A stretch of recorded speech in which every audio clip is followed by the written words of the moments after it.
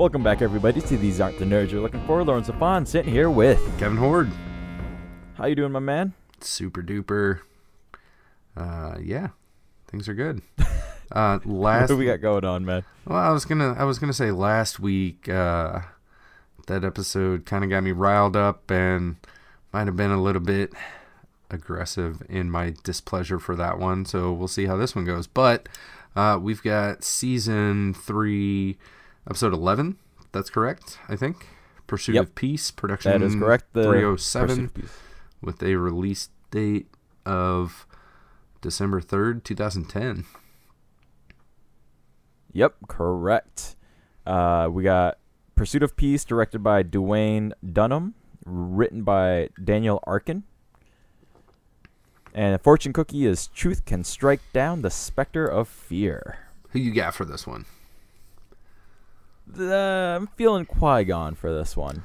Okay. I went a little rogue, and I went with Kanan Jarrus from Rebels. Simply, I like that one. I think simply because it says Spectre in there.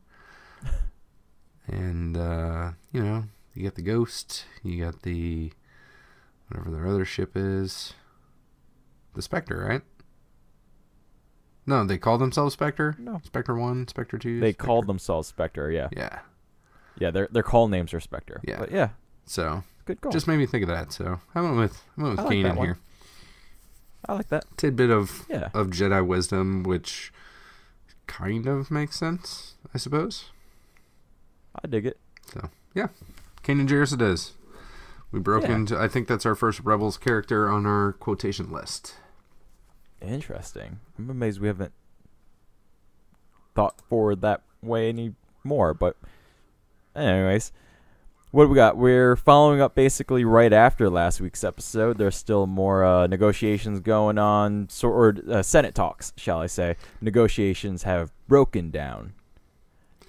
Yeah, the newsreel is basically a recap of last episode. I thought it was interesting that the narrator, newsreelman, whatever you want to call him, calls what the droids did last week a suicide bombing, which I thought was interesting. Right. I didn't really associate like droids with committing suicide, or I didn't either, especially because they're programmed to do that. Right. Like they're literally programmed to do that. They're told to do that.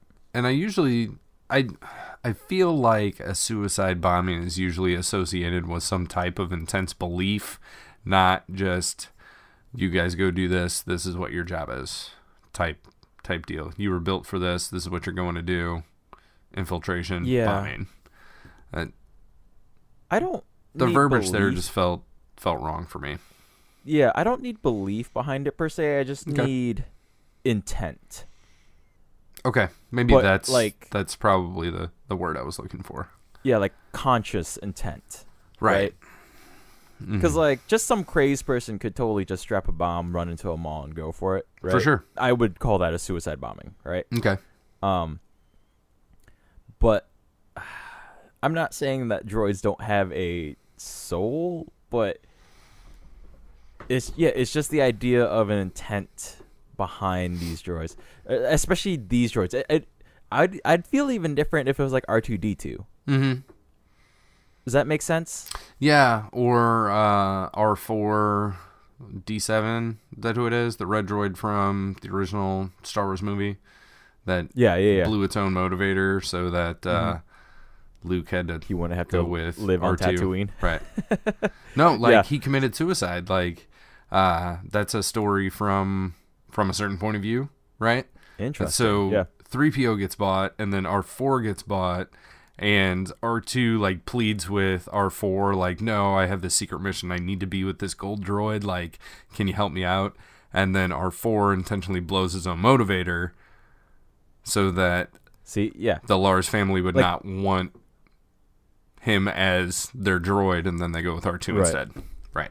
See, yeah. So in that case, yes, I would consider that a suicide bombing. But here with the droids that we saw last week, they just definitely were programmed to go do a thing. Yeah, right? They might as well. It's the same. They're basically a bomb on legs. last week. Right. I was gonna say, like, they're basically just a timer that happens to have mobility. You know, like the what are they? Bob-ombs from Mario? Yeah, from Mario. Yeah, exactly. Cool. So that's how I felt about that. Yeah, I did find that somewhat weird. But yeah, so basically we're starting back out in the Senate chambers. We got another big old chamber session happening, right? Yeah, and we're like getting ready. So the newsreel says that the vote passed, right? Deregulation of the bank passed. Yep. There was a few points in this episode where I was like, wait, have I seen this before? Or did this shit just literally happen last week and it's just being repeated this week? Did you get that feeling at all? Sort of. There was like a couple times where it was like we cut to the Senate, they're talking about a vote, then the chancellor says something, and then like some random senator is like, no, we should do it this way, and then like Padmé swoops in, and then the chancellor says something. I'm like, this it's just because totally already happened. Well, it's just because like with any Senate chamber things, the Senate chamber always looks the same, right? The lighting never changes. It's always consistent throughout. So anything that happens in there, the dialogue really has to sell it, because visually speaking, there's not going to be any real cool visual flares to tell a story inside that Senate chamber, right? And then in this episode especially, just to kind of highlight, preview, whatever you want to call skipping forward, you know, we get office, another office, garage at best, and then more offices, and then like City of Coruscant, which is all stuff we've basically seen before, right?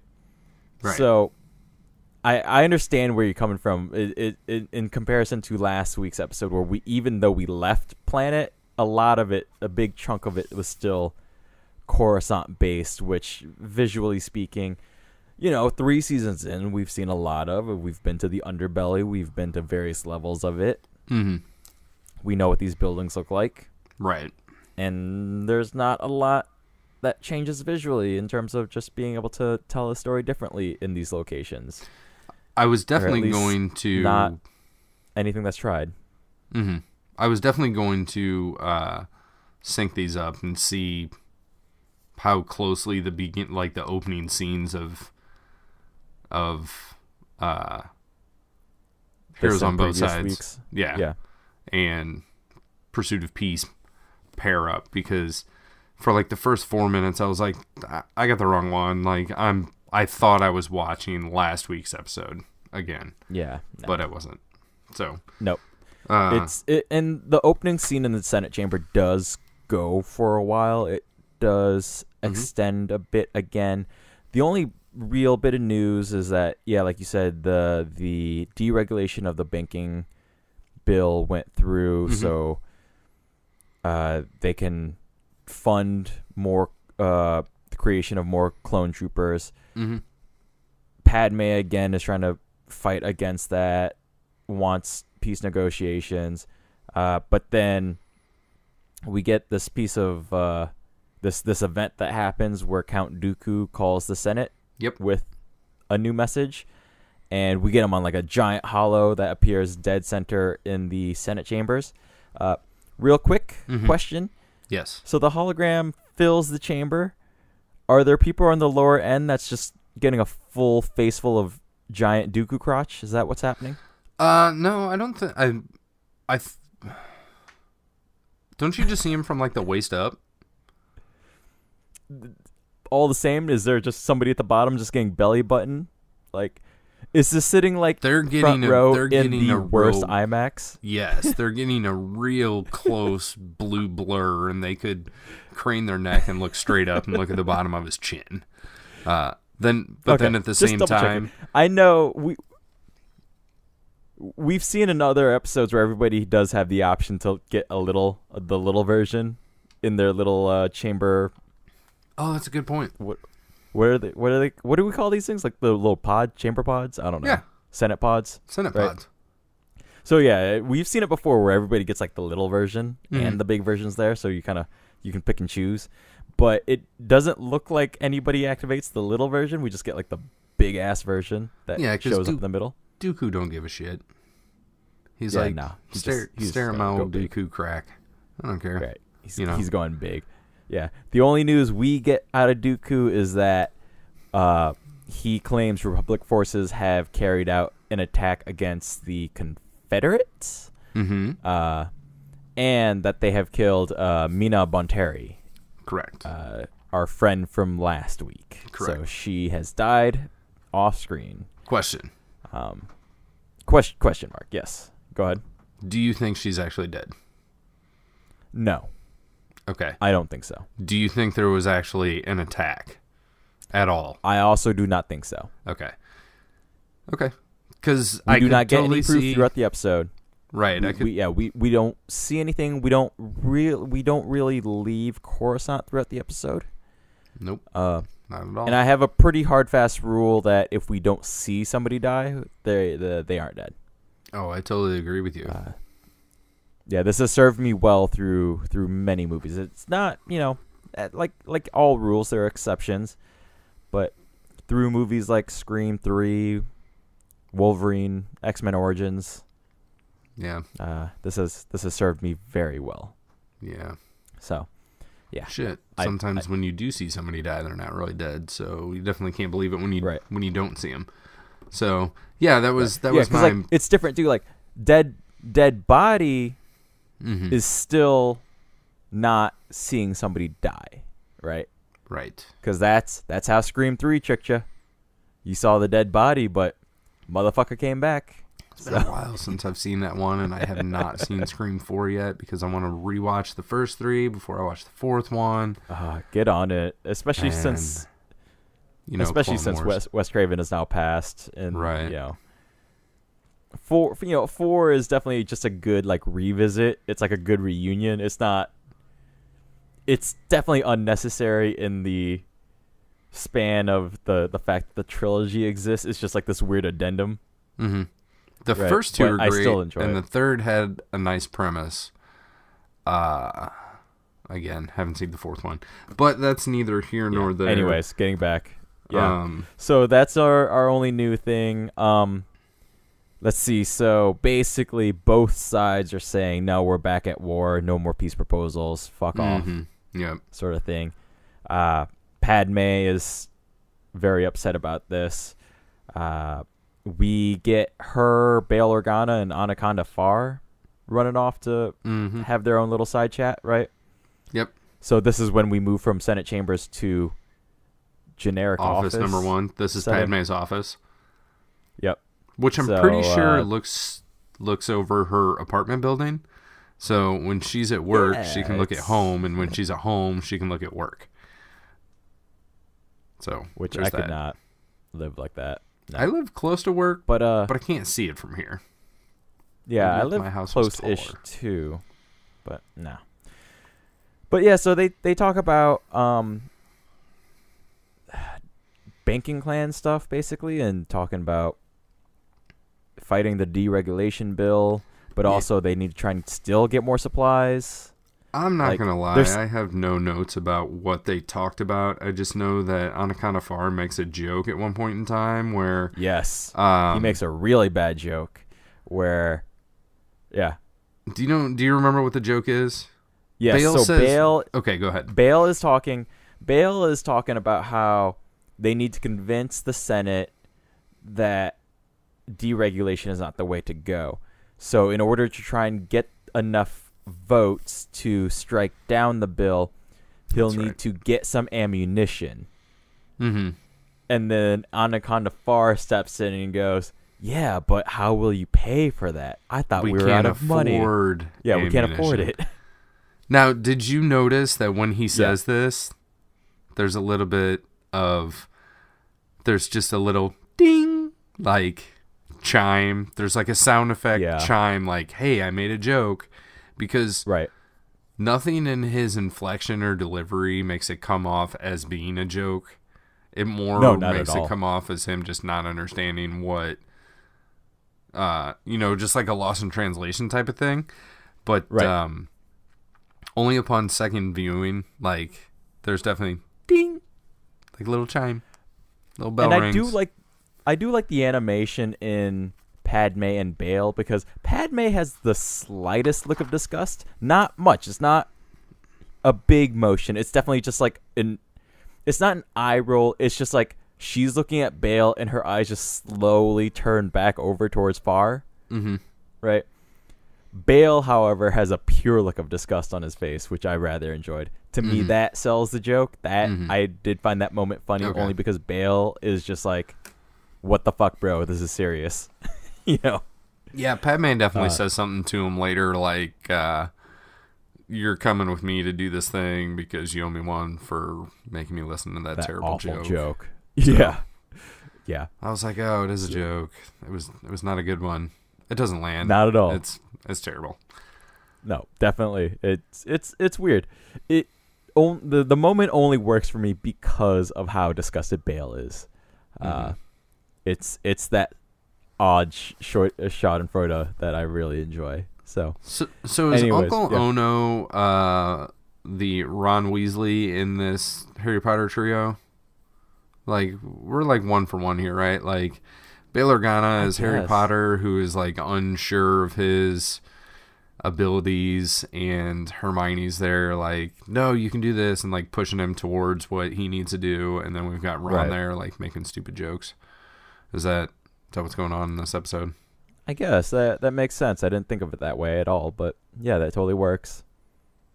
And not to say that Mr. Ron Weasley makes stupid jokes, because I like him as a character, except for in The Cursed Child. Well, nobody in The Cursed Child makes any sense. Very true, very true, very true. Except for the Trolley Witch, even though she doesn't. So no, the Trolley Witch is no. We'll talk about that later. Anyway, moving forward. Moving forward, Padmé and Uncle Ono, they go talk to a Bankin clan representative because they do want to try and get some funds to work out some supplies potentially in case things do go really bad. Is that what they're going after here? No, they're going to find out what the percentage rate is. Oh, that's right. That's all they're doing? Oh, yeah, I thought this was Nick's card, who was the Mun representative of the Banking Clan from last episode. It's not. I thought so too. Yep, and it definitely is not. I thought that as well. Different character. It's like same office, looks the same, different guy. Yep, has the same voice. I thought too. That or I, so I just really. Yep, that or I really was not paying attention last week, which is possible because last week sucked ass. Anyways, I agree with you there. So the interest rate is 25%, and they both complain like, well, it used to be 10%. And he was like, yeah, that's before deregulation. And by the way, the Confederate of Independent Systems doesn't mind. The Separatists just got a loan to get some more battle droids, so it sounds like you're gonna need the money. And so which I feel like is breaking like 20 rules. I'm sure there's a lot of illegality work. going on in this meeting. I'm just saying, you go sign up for a bank loan, and it'd be one thing to be like, look, like, this sounds like a rough deal, but like, I just signed a deal with a guy last week, and you know that was the best we had ever done, and this is close, right? But like, it'd be different if I went to try and go get like a car loan, and then I walk in and I'm like 25%. Like, I'm just trying to get like a Ford Fiesta here, dude. Mm-hmm. And they're like, well, this motherfucker Kevin Horde over here also got a loan last week, and he went and got himself a Jaguar. So what the fuck do you want? That's right. Like, aren't you guys gonna race next week? Right. Like, do you want this fucking car or not? Like, are you gonna pay down or not? You know. So it's weird. It was a moment that just played oddly to me. The fact that it looked like Nick's card was also weird to me. Again, and we're just like in this weird conversation of just a lot of talking about really logistical things. I would like to call it really logistical things, but it's like we're cutting back and forth between conversations that don't really add up to a full conversation. Story? Yeah. At all. So, they go back to bail and they talk about the 25% interest rate, which they bring up that interest rate itself would be a perpetual debt for the Republic that they would never get out of, and they would have to start cutting like literally every social program or paying for literally anything because all they're doing is paying back interest. I did think it was interesting that Padmé specifically brings up social services and then like focuses on healthcare. She's like, in healthcare, like healthcare. And I was wondering when this was made, what was going on in society in the United States, because I'm thinking healthcare was probably a big thing at the time. Is this right when? About then. Yeah, Is this this is right when about when Affordable AHCA Care was? happened. Yeah. Yep. That's kind of what I was figuring. So. Yep. So this 2010 sounds like about the time that, that was in the public conscious, and especially with the production times it takes for these episodes, that it probably would have been ramping up about the time this went into production, probably. So I guess you could consider that a little bit of social commentary. I feel like it's buried a little deep, and also sticks out like a sore thumb. Yeah, it sticks out now, but yeah, I can only imagine, 2010 Cartoon Network. Again, the world was so different then. This just got tossed in there, and here we are, 9 years later, discussing it. So. Yeah, I totally agree. But anyway, so they're all upset about the high interest rate, but let's see. So they just need to try and Senator Organa just talks about how then it's just more important to try and defeat the bill in the Senate, right?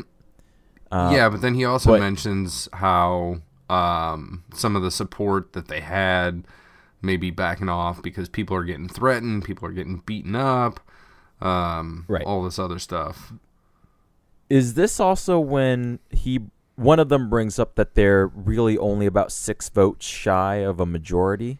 Padmé does bring that up. I don't know if it's here or later. I don't think it really matters when we talk about it because it's all the same. But, yeah.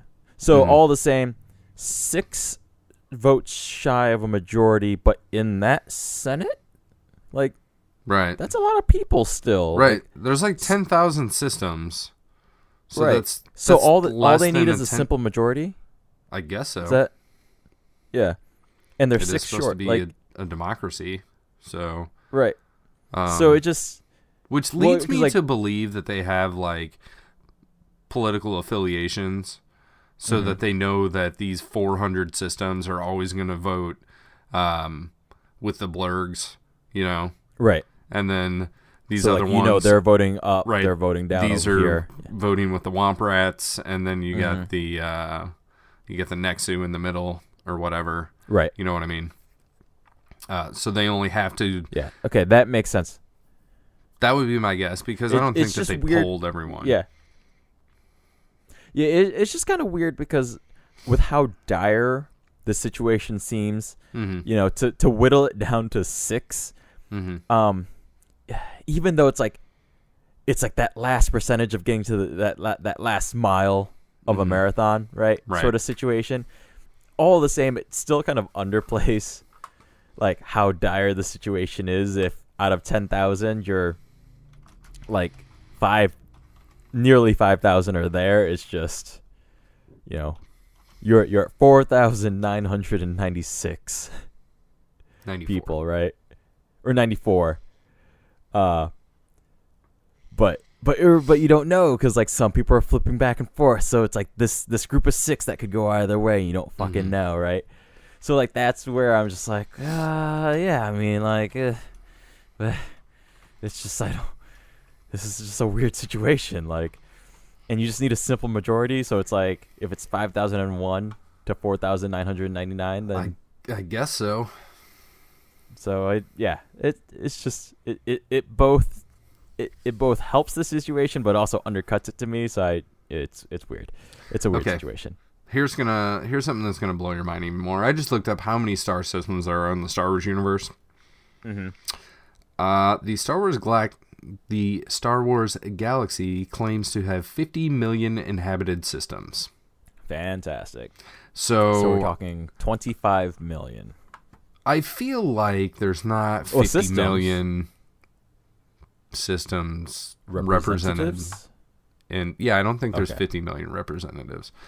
I do feel like 10,000 is correct, but I guess that was the number of Jedi. So I'll look into that. So, but we are talking like fractions of a percent of people of the entire Senate that they need to talk to and convince. Right.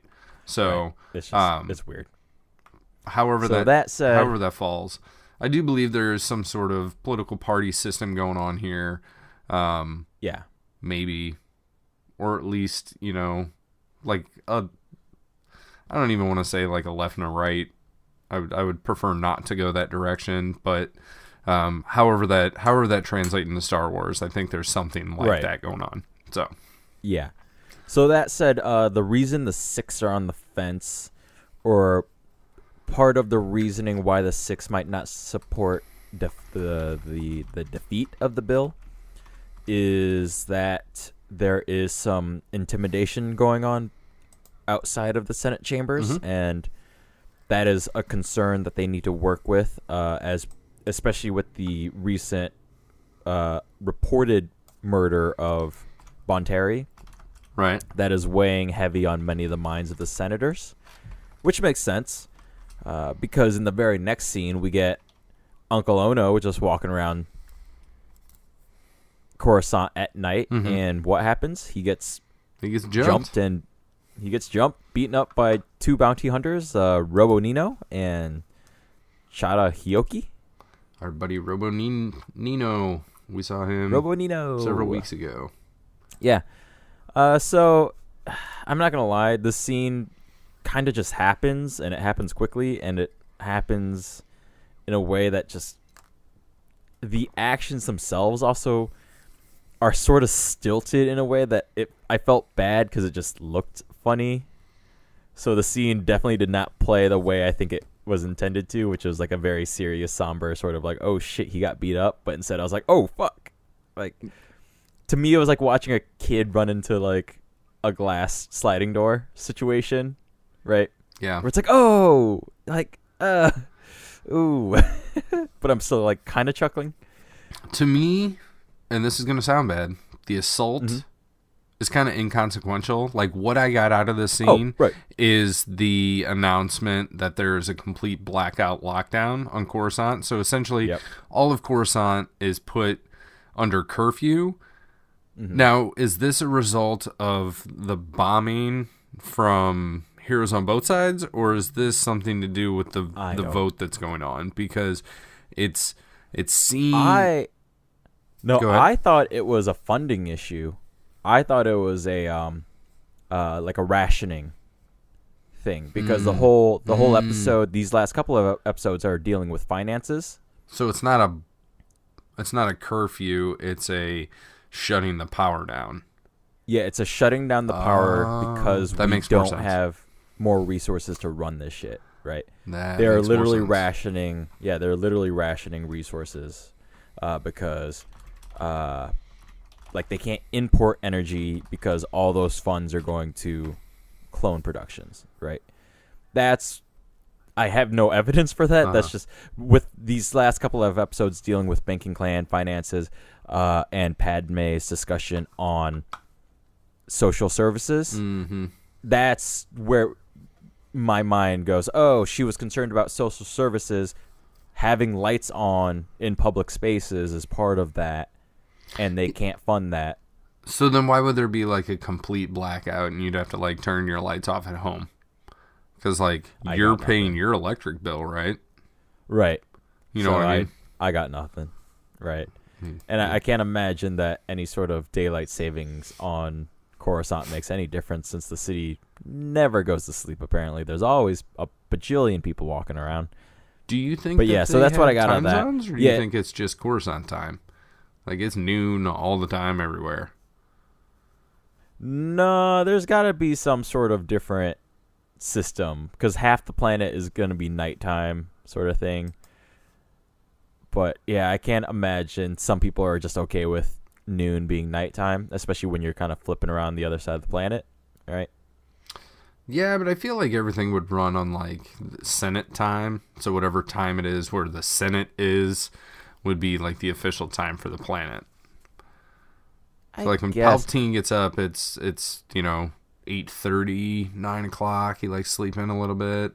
It's breakfast time. So it's like, that may be when Dex's Diner is closing over on the other side.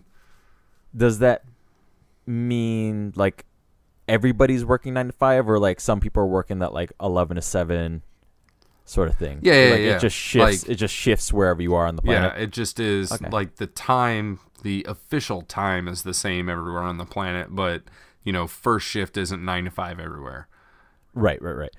That makes sense. I will say, in real world applications, there's one country that does this. I feel like we've talked about this before. China. Mm-hmm. Yeah. It's like as wide as the United States, but 4 time zones. They all go by Shanghai, Beijing time. Yeah. So I have actually heard that there is a push in, and I can't even say like what community it would be, but there are people out there on the planet that are advocates of global time. So it would be the same time everywhere.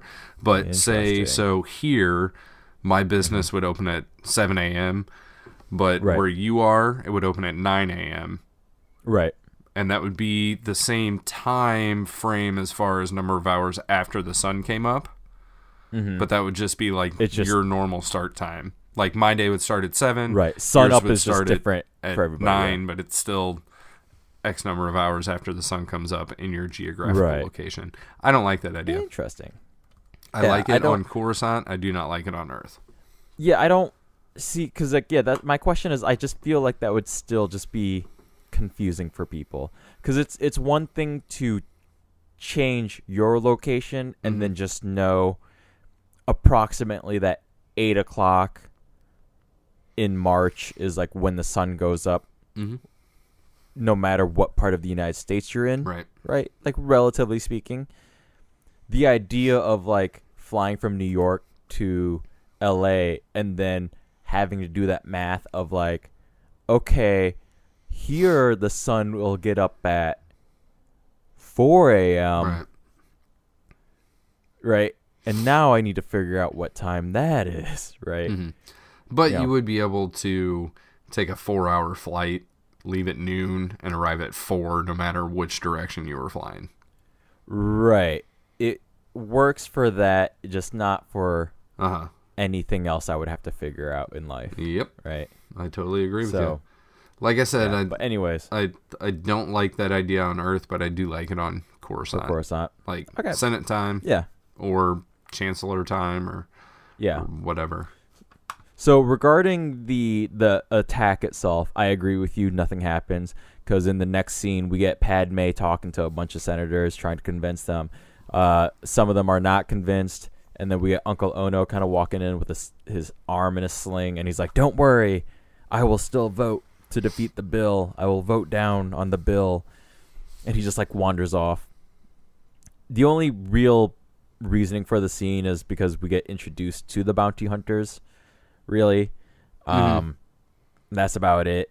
But we also get to have that little scene in the strip club. Yes, that's where I was headed, yeah. Where Romanino and the other bounty hunter, Chata Hioki. I like that name. Yeah. Are talking to Dooku. Dooku, yep. And Dooku's basically like, "How's it going?" And Yoki says that they already got to 20 senators. It sounds like they've already convinced enough people.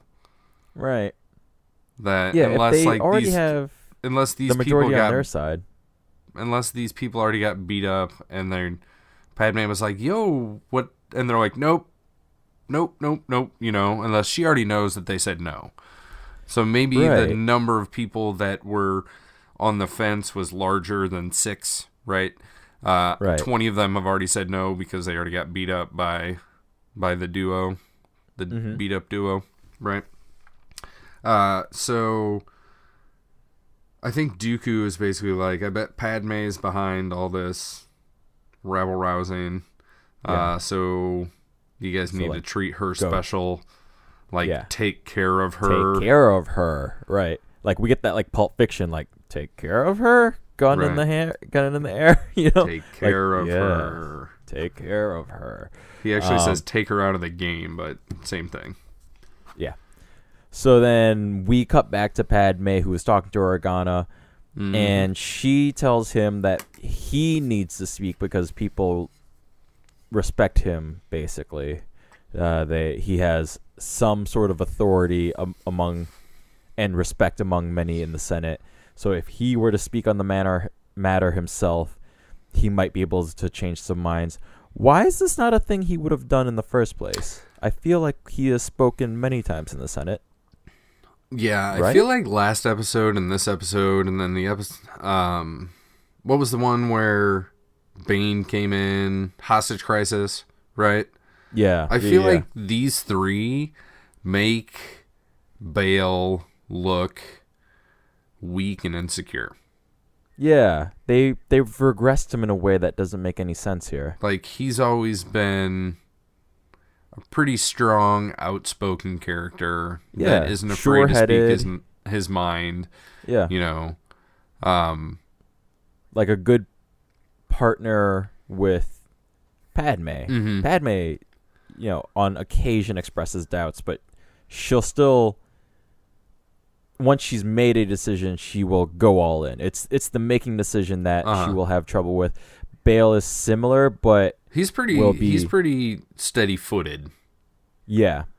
But so in these 3 or 4 episodes that we've seen recently, he's kind of, for a lack of a better term, like, Rune Heiko from The Phantom Menace, Nemoidian. He's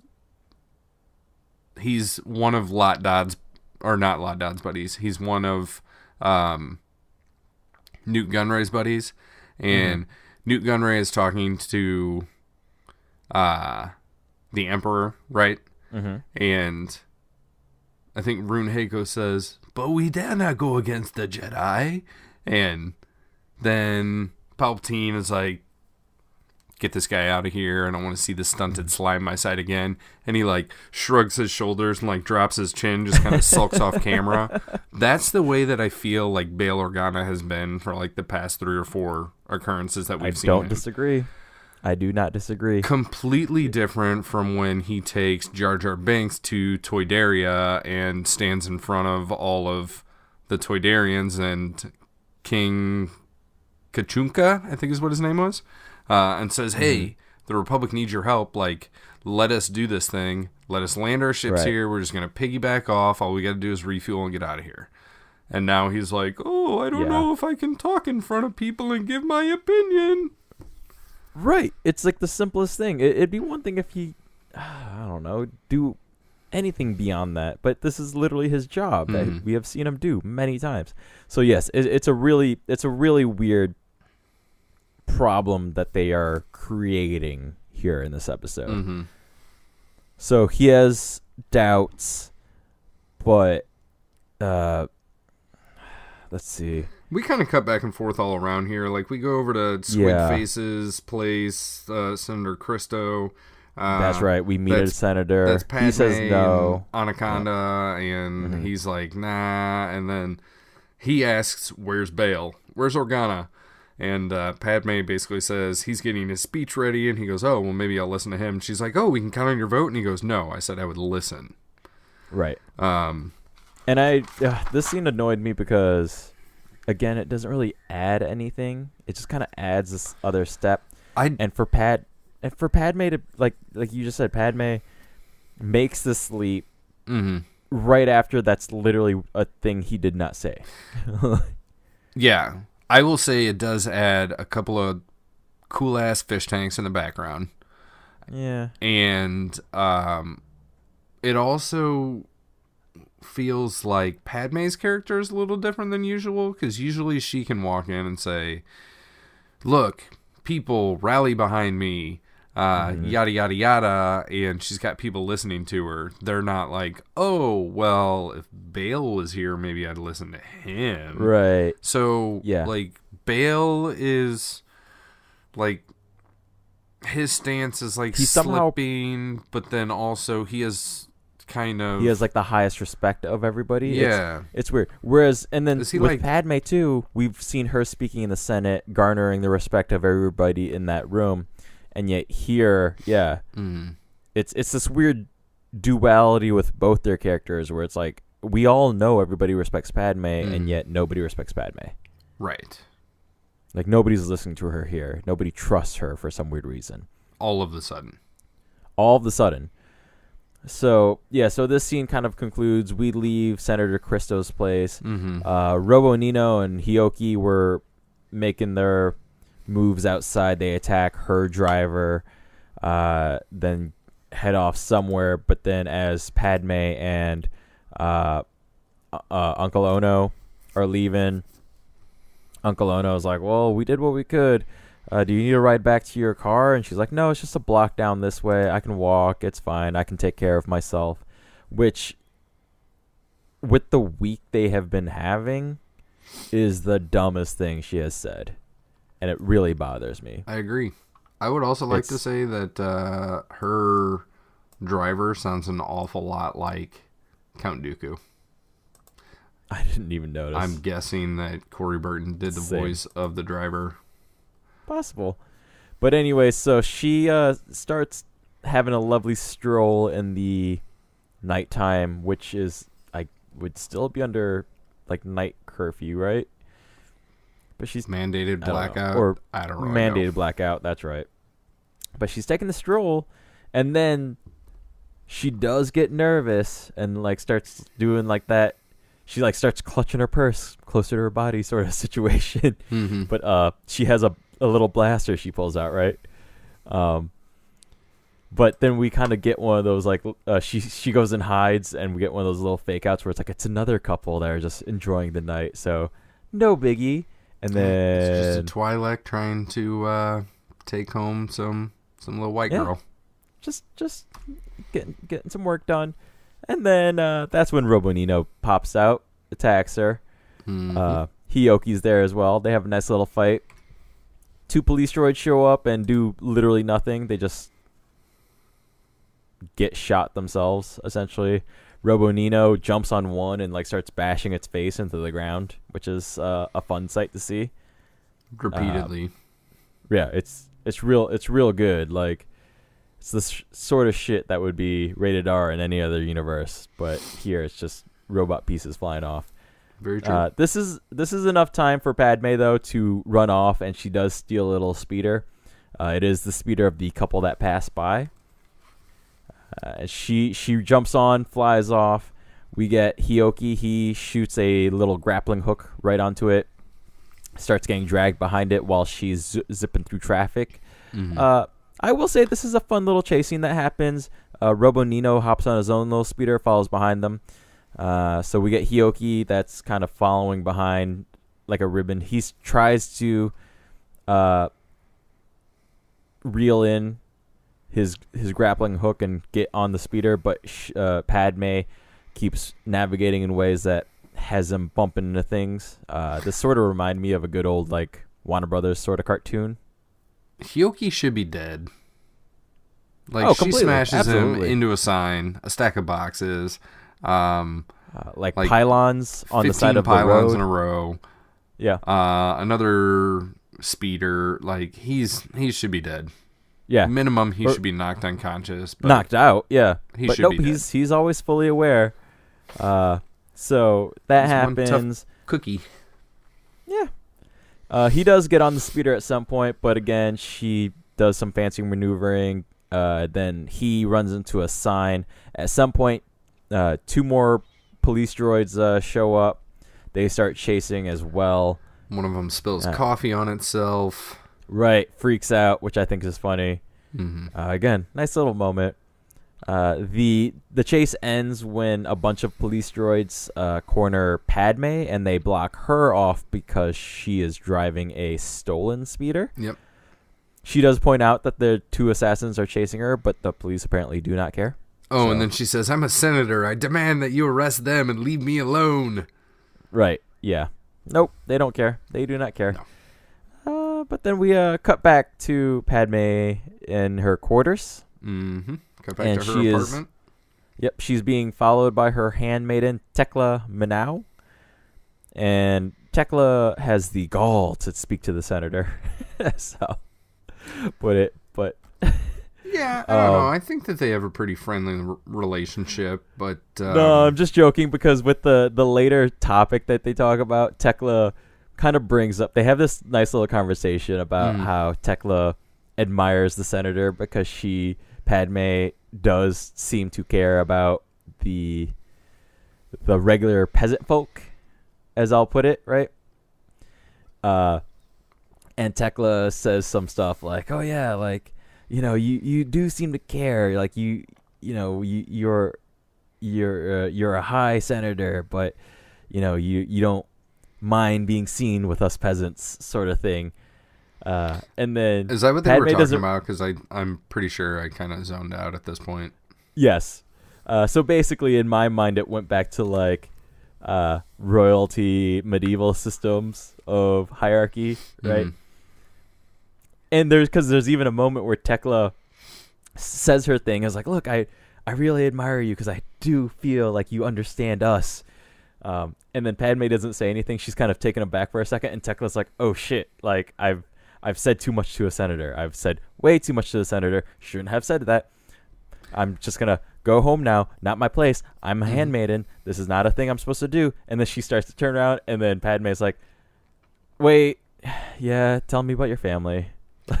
Yeah, if this show was on HBO, Tekla would have been like stoking the fire, and then this would be the point where they disrobe and have sweaty relations, I think. Oh, yeah, definitely, sure. Something like that. Or it would be more overt. It would be, like Game of Thrones actually does have a scene similar to this where they do not disrobe. It's the scene where Khaleesi has like 3 handmaidens, and she's asking them questions like, "Well, like, how does this stuff work?" "It is known, Khaleesi. It is known." "Well, like, has it always been this way? Like, why is that a thing?" Like, wait, my relationship to Khal Drogo is what now? Like, how do you guys know this is a thing? It is known. It is known. Right. It is known. So that's kind of exactly what's happening here. But kind of in reverse, where Tekla is the one kind of instigating, whereas at least the handmaidens are just like doing their thing with Khaleesi, right? But here, Tekla is kind of prying into Padmé's space, and then Padmé's like, "No, you're right. We haven't spoken to our own constituents. Like, this is what I'm telling other people to do, but I'm not really doing it myself. Tell me about your family." And then we kind of see them walking back in. Padmé even interlocks arms, which I kind of thought was a nice detail here, honestly. It's like, "Tell me more, sister. Come on, sit down, unwind. Like, I know you're my handmaiden, but let your hair down. We can both relax." The next scene, we get Senator Organa walking through a large carport of some sort. Yeah. Okay. Is this his garage? Did you say is this his garage? Yeah. Is this his garage, or is this a parking structure? I was about to ask the same thing, because I think that Bail Organa is supposed to be like a hot rod dude. Right. His speeder collection would be George Lucas's speeder collection. Okay. If George Lucas was a senator from Alderaan in the Star Wars universe, right? And his wife was a queen. So I do think that this is his personal parking area. Okay. I think everything that we see in there, those are all his vehicles. I agree. He's the... Yeah. In in Batman Forever when we see all of Bruce Wayne's cars. That's what we got here. Yep, I agree. Not Definitely agree. quite as many, but yeah. But still a good amount. Yeah. He hot rods in his spare time. Yeah. That said, Robo Nino and Hioki show back up. And Senator Organa has a panic button on him that he presses a bunch of times. Okay, is that what happens? I think that's what happens because we kind of get a quick shot of him kind of we get a featuring player in the form of the... I couldn't tell if it was keys to his vehicle or like the garage clicker.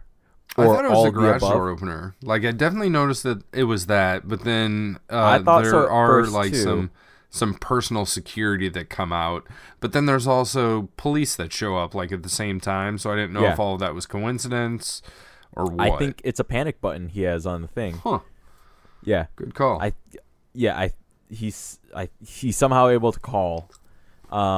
There's a quick little fight scene that ensues here. The two bounty hunters do get arrested, but not before Organa jumps in a speeder, tries to jet out of there, but ends up crashing into a wall. Apparently, speeders, by the way, do not have any airbags, no safety features. You know, he wasn't wearing a seatbelt. He didn't have time to turn on the anti-grav crash webbing thing. So that's supposed to hold him in a seat. Yeah, so he's pretty beat up, a lot more than Uncle Ono was from his attack. We cut over to Padmé, who is informed of this by Uncle Ono. We get a nice little hologram call with the police or EMT. I couldn't tell who it was, but somebody's holding on to Bale while he's on the floor via hologram. This is comical. Like, the only thing, it's weird. Bale's just like, my speech, Padmé, my speech. And she's like, what about it? And he's like, I crashed into a pillar, my speech. Yeah. You have to do it for me. It's complete nonsense. Yeah. It's complete, utter nonsense. So we cut into the Senate chambers where everybody's like, well, where is he? Like, we got to vote if this dude doesn't show up, right? Like, we gave him the chance, but the dude isn't showing up. But everybody's like, no, like we must give equal time. Time was requested, and therefore it must be given. Now, here's my other question: an attack is made on a senator. Wouldn't that be like top news shit? Wouldn't like Wolf Blitzer fucking be shouting that from the fucking rooftops? Like, Anderson Cooper would be like on location, right? Wouldn't like, the Senate know, and then maybe be like, okay, maybe we need to call a recess for a little bit because absolutely, the guy that was going to come here and talk out against this thing just got attacked in his fucking multi-million-dollar parking garage. So like there may be a coincidence here. Like, there's at least 20 of you that have been beat up. Like, there may be a coincidence here. Yeah, it's really weird that the Senate doesn't want to maybe investigate that on its own terms, but sure, whatever. Banking clan shit. Much more important, of course. But whatever. So, that said, Padmé does not want to do the speech. Again, really fucking weird. She's done speeches, but she's done plenty of them. Yeah, but she's like, no, like, they'll only respect and listen to Bale. They won't listen to me. Mm-hmm. But then she gets encouragement from Uncle Ono and Tekla. They're like, no, like, we know you can do it. You connect to the people. Weird little moment here I'm going to bring up, too. Tekla is the one that really prods her and is like, look, you can do this. Like, bitch, get your shit together. You can do this. But to symbolize Tekla's support, she's holding her headdress. But it's already got hair in it. Yeah. It's a hairpiece. Is it like a wig hat? Combo, it's like an appliance. Did you not notice the thing that Padmé has on her head? She's got like a headband that's like right at the front edge of her hair, and it's got all these like nubs sticking out of it. So what is this headpiece? Like, I think what they do is they take Padmé's actual hair, cram it inside this thing, and then just that clips into those nubs that are on her forehead. What the bloody hell? Like, so this is why she's got like so many different ornate like hair hairdos, for lack of Right. a better term, because they're actual Yeah. hair pieces, so that her regular hair can just fit inside, and all they have to do is like clip this thing on her Right. head, and she can change gowns or whatever, and occasionally do full geisha makeup or Yeah. No, this just seeing Tekla the handmaiden holding like a chunk of hair was I'm not gonna so lie. disconcerting to me. I liked it. It was so weird. Like in 'Cause practice, it makes sense, but like it's so ornate. Like it'd be one thing if it was like a powdered wig situation, right? I mean, essentially that's what it is. It's Yeah, just not a powdered wig. It's a more ornate powdered wig for sure. Yeah. Right. But it's still it's one thing to see like a floppy powdered wig, but because of like just the way this animation works, it's just like that solid chunk of hair, you know?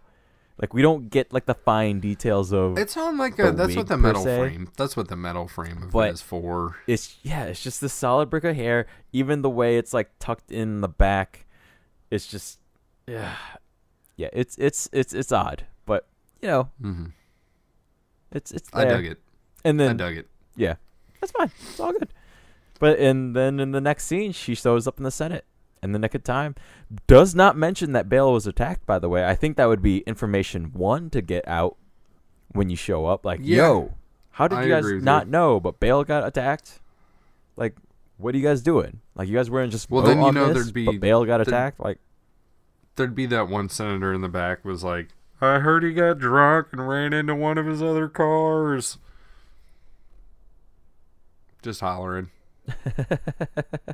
Because, I mean, essentially he jumps into one of his own cars and then crashes in his own garage. Yeah. So Padmé delivers the speech. Mm-hmm. Right. Yeah. So Padmé does, in fact, deliver the speech that... This was confusing me. I thought she was going to deliver a speech Bale had written in his words for him.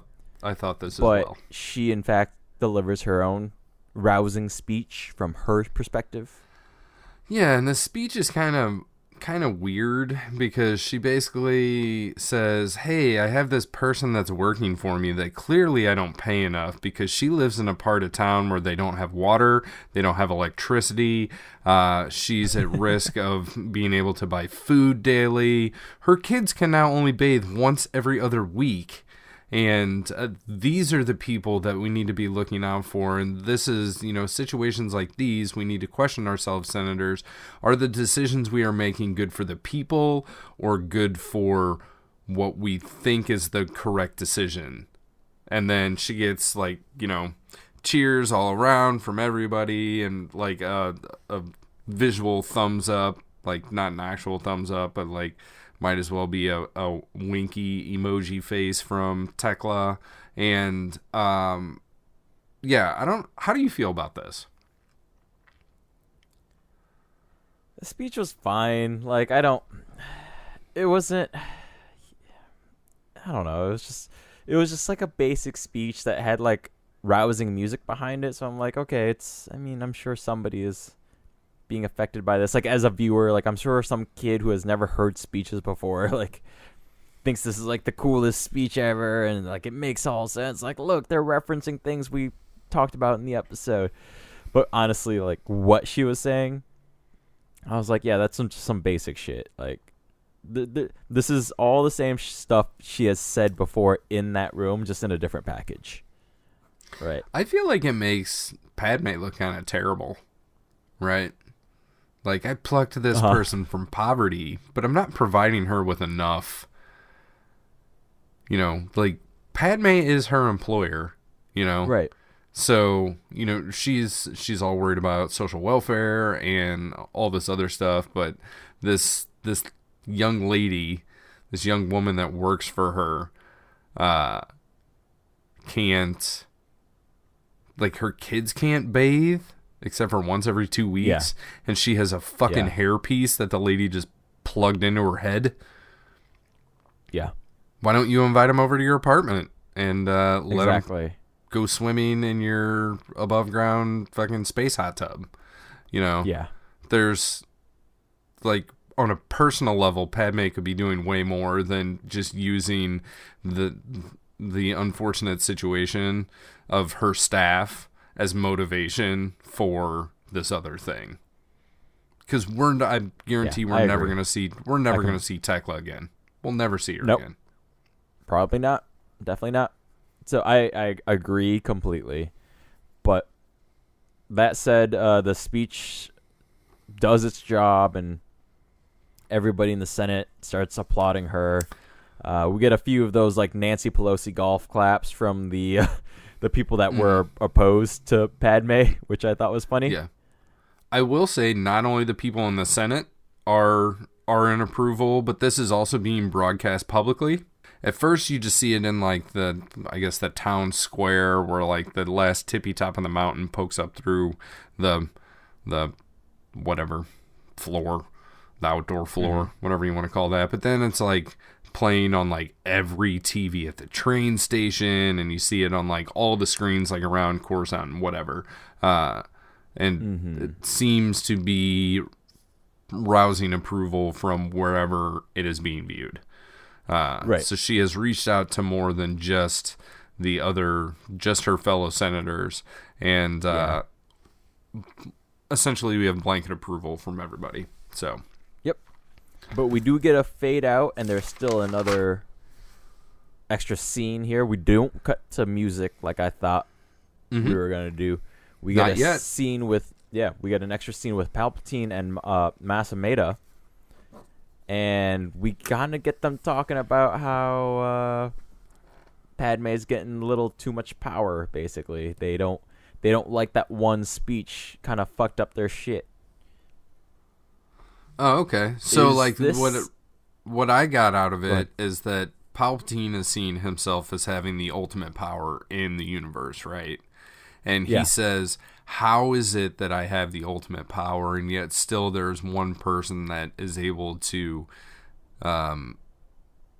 assume popular control of the situation, right? Because Palpatine's basically like, he says without saying that he's been kind of massaging things to go in his favor, and then Padme with a different opinion comes in, orates for a little bit, and gets people on her side. So Masameda says, well, what do you want to do? And he says, what we're going to do is we're going to let the Senate do what the Senate does. We need the Senate gears to turn for things to eventually turn in our favor. As a viewer, if you didn't know that Chancellor Palpatine is the Emperor, or becomes the Emperor, or is Darth Sidious. What are you supposed to get out of this?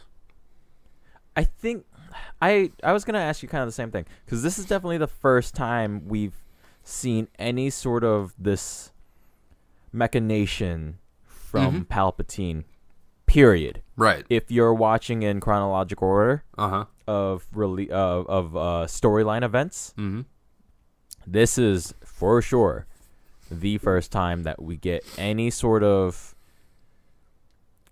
anything close to mustache twirling from Palpatine, I guess is the way I would want to put that. It's much subtler, but in terms of just the overall action that is happening, I just see this as light foreshadowing, right? Okay. So for somebody who is unfamiliar, it's just kind of laying down some tracks of possibilities, right?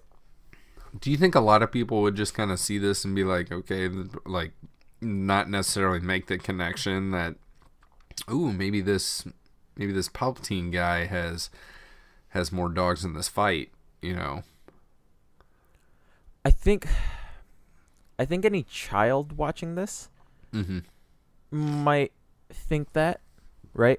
Okay. Because I think the real possibility is that there are kids who are maybe even still to this day, young kids in 2019, born in 2015, right? Who this show might be their actual introduction into the whole universe, right? So just it's for them, I think the idea that Palpatine can be a darker character, here it is. Like right? this may be just showing like this Palpatine guy has a difference of opinion, essentially. Right. Yeah. Okay. Like he has motives. Right. Per se. And I think on its own, the scene, I did like the way the scene worked. I like what it was doing.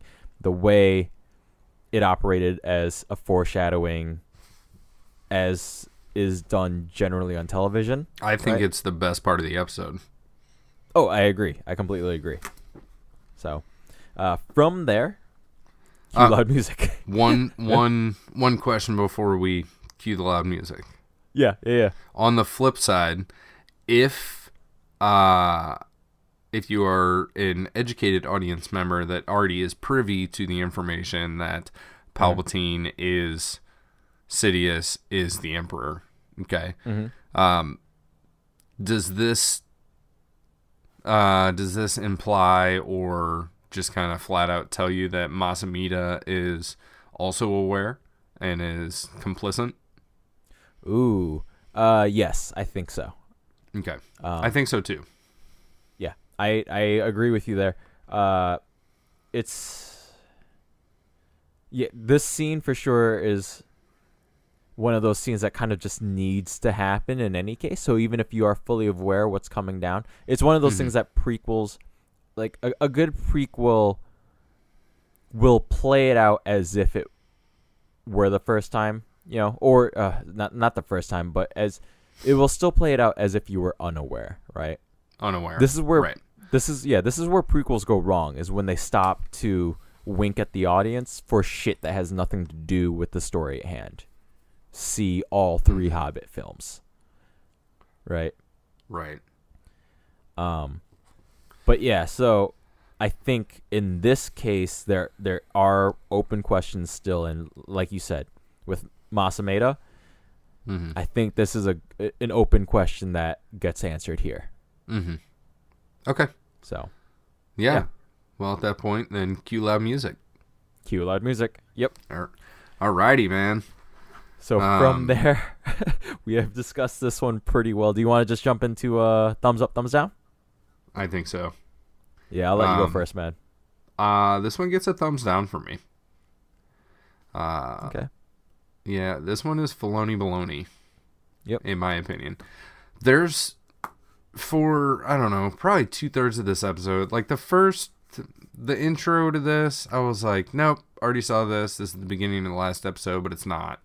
And then, we got some stuff in the center, and it's a bunch of people talking about the same thing over and over again.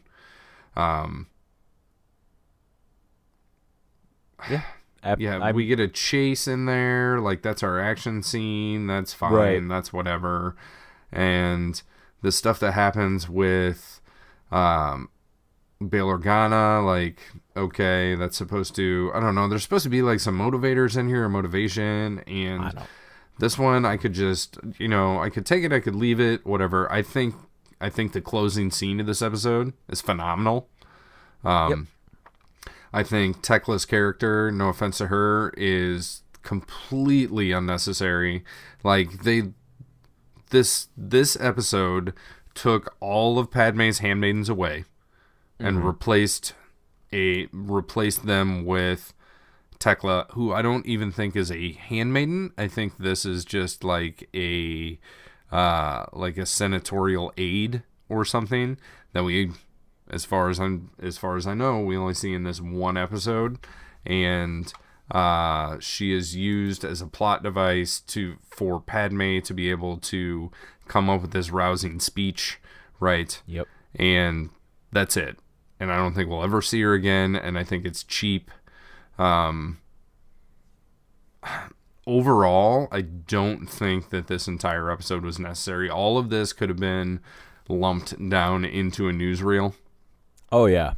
Absolutely. And we could have moved on. Now, the next episode, if we push forward from this Palpatine kind of questionable, on the edge of being corrupt type situation, it'll make this one a little better, but it's not. It doesn't break. But doesn't break 50%. Some things Yeah. are enjoyable here, but it's all unnecessary, and I would say skip it. It doesn't Yeah. matter. I agree with you 100%, man. Pretty much everything that you said. Thumbs down, absolutely thumbs down. This is another strong thumbs down from me.